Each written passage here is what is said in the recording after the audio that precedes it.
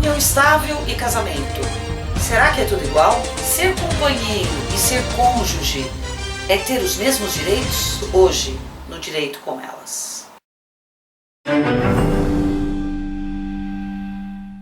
Oi, gente, então, o tema de hoje super popular, né? Um tema conhecido, um tema que muita gente se pergunta e muita gente, por conta até da mídia, vamos até falar a verdade, né? Por conta da mídia, as pessoas pensam que ser casado e viver em união estável é a mesma coisa, mas casamento e união estável não são definitivamente a mesma coisa.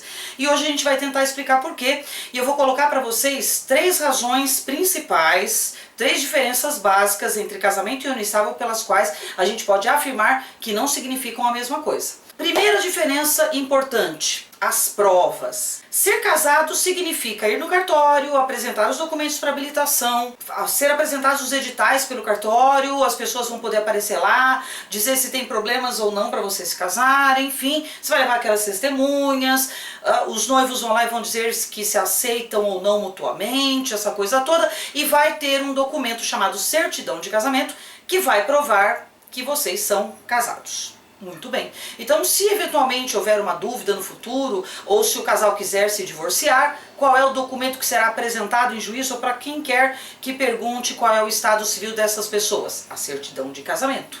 Essa é a prova fundamental de que aquelas pessoas são casadas. Na união estável, por outro lado, nós temos a informalidade por excelência. Na união estável, a regra é a informalidade. Aliás, foi nisso que a união estável se baseou sempre. Sempre foi um instituto que primou pela informalidade. Você pega suas coisas, arruma suas coisas, suas tralhas e vai morar na casa do seu amado, na casa da sua amada. Não fazem nenhum papel, não vão em nenhum cartório, não tem nenhum tipo de formalidade. Então essa informalidade vai pautar a união estável. Amanhã ou depois vocês não querem mais viver juntos, mas vocês acabaram construindo um patrimônio. Como é que faz para provar que vocês viviam em união estável? Diferentemente do casamento, onde basta apresentar a sua certidão de casamento, olha aqui ó, sou casado, certidão de casamento. Na união estável você vai ter que apresentar algumas provas diferentes, tipo, correspondência de que vocês viviam no mesmo lugar, endereço, né, comum aos dois, testemunhas que sabiam que vocês viviam juntos, que vocês compareciam nos mesmos lugares, e outras provas admitidas em direito. Então vejam como é diferente, né? Provar que é casado é bem mais fácil, basta apresentar certidão de casamento. Provar que você vive em união estável, você vai ter que apresentar uma série de elementos, uma série de comprovações admitidas em direito, e não se garante ainda que ficará comprovado.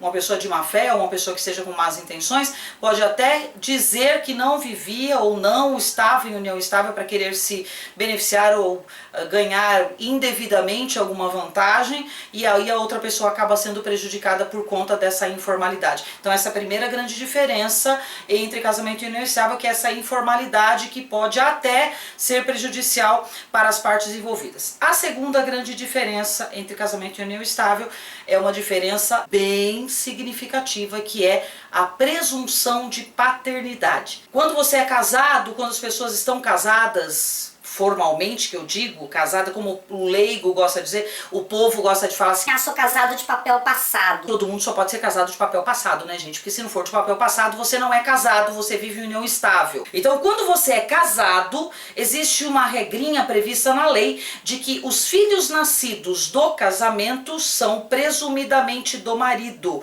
Portanto, se a mulher engravida e ela é casada, o filho que ela espera é presumidamente do seu marido, ainda que ela tenha dado uma pulada de cerca e que esse filho seja do padeiro, do açougueiro ou do dentista. Mesmo que o marido dela desconfie que o filho não seja dele, se essa criança nascer e eles estiverem casados e ele disser não registro, ele não pode. Ela vai no cartório com a certidão de casamento, com a declaração de nascido vivo e registra a criança no nome dele e no nome dela, ou seja, existe uma presunção de que o marido é o pai. Agora, e na união estável, como é que fica a situação? Bom, gente, na união estável não existe presunção de paternidade. Vamos usar o mesmo exemplo que eu dei agora há pouco. As pessoas vivem juntas, são companheiros de união estável, portanto não são casadas, e a mulher engravida. O marido começa a desconfiar das atitudes da mulher, acha que ela tá esquisita, que ela tá estranha, que ela tá tendo um caso com o dentista. E aí, quando nasce a criança, ele praticamente tem certeza que ela teve um caso com o dentista, mesmo que seja mentira. E aí ela fala, vamos registrar o nosso filho? Ele fala, não, não vou registrar porque eu acho que esse filho não é meu.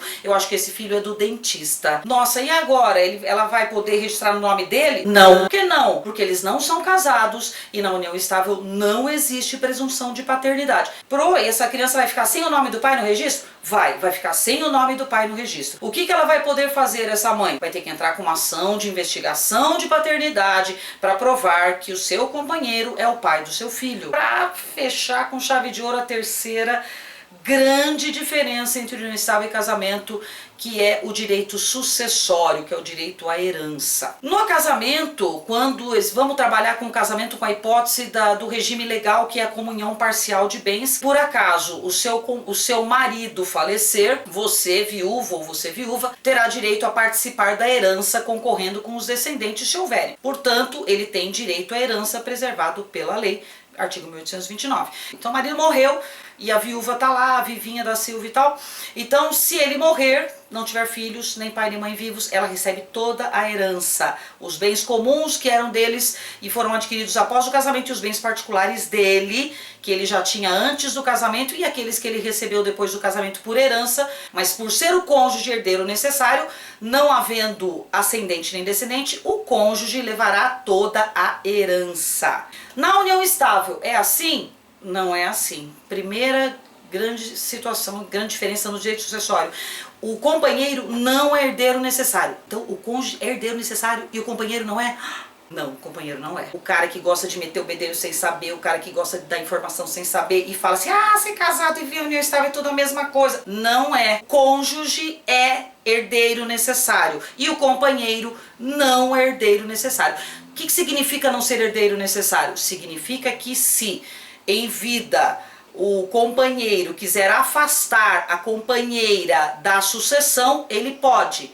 No casamento, o marido ou a mulher não pode afastar a esposa ou o marido da sucessão, porque são herdeiros necessários. Então, na união estável eu posso afastar porque o companheiro não é herdeiro necessário. Bom, continuando. Diferente do cônjuge, o companheiro não participa da sucessão do outro sobre todos os bens. O companheiro, de acordo com o artigo 1790, só participa da sucessão do falecido com relação aos bens adquiridos onerosamente após o início da relação. O que isso significa? Vou dar um exemplo prático. Vamos imaginar que duas pessoas se casaram. E essas pessoas aí adquiriram, depois do casamento, esses companheiros, uma casa no valor de 300 mil reais. Durante a constância do casamento, esse companheiro recebeu como herança 50 milhões de reais. Uma herança de uma tia que resolveu em testamento deixar esse dinheiro como herança para esse sobrinho favorito. Esse companheiro tinha 2 irmãos também que não foram beneficiados pela herança porque a tia não gostava deles. Ok, vamos deixar esses 2 irmãos de lado. Falecido o companheiro, lembra que eles têm uma casa que eles compraram após o início da união estável. Muito bem. O que ela vai receber por ser companheira? Lembra que ele tem 50 milhões de reais recebidos por herança e tem uma casa comprada com a companheira depois da união estável de 300 mil reais. Pelo 1790 ela vai receber metade por ser meeira, de acordo com o regime de bens, porque na união estável eu aplico por analogia a comunhão parcial de bens. Então ela tem direito a 150 mil reais por ser meeira, então é sua meação. Da outra metade ela participa, porque o 1790 diz que ela participa da herança dos bens adquiridos onerosamente. Como ele não tem nem descendentes nem ascendentes, tem apenas irmãos, vejam, aí já começa a diferença do cônjuge. Se fosse o casamento, tendo irmãos que não são herdeiros necessários, o cônjuge levaria toda a herança. Então ela vai receber 150 mil, que é metade da casa, mais 1/3 da outra metade, que é 50 mil. Os outros 100 mil vão ficar para os 2 irmãos, que também dividirão os 50 milhões de reais. E se ela fosse casada, quanto ela ia levar? 50 milhões. E aí ainda dizem que ser casado e viver em união estável é a mesma coisa. Portanto, meninos, não é a mesma coisa. Se vocês quiserem optar por serem casados ou união estável, saibam que não estamos falando de direitos iguais. São dois institutos diferentes, com particularidades. Existem direitos semelhantes, sem dúvida nenhuma, como é o caso do direito aos alimentos, como é o caso da previdência e outros, porém, existem muitas diferenças e é por isso que nós temos dois institutos. Um chamado casamento e um chamado união estável. Então, são diferenças relevantes. Então, na hora de optar por casamento ou união estável, é importante que a pessoa saiba quais são as diferenças e o que significa isso com relação aos direitos que cada um vai ter dessa relação, seja essa relação de união estável, seja essa relação de casamento. Ok, pessoal? Então, não vamos entrar nessa sem conhecimento de causa. Valeu? Muito bem, gente. Então, se vocês gostaram, dá sua curtida aqui. Continuem acompanhando os nossos vídeos aqui no Direito com Elas. Todo dia tem um vídeo novo sobre os mais variados assuntos. Continuem acompanhando a gente. Estamos muito felizes que nós já passamos de 1000 inscritos. Continuem acompanhando. Vocês sempre ficarão atualizados nos mais diversos assuntos. Ok, pessoal? Então, espero vocês no nosso próximo vídeo. Um beijo e até lá!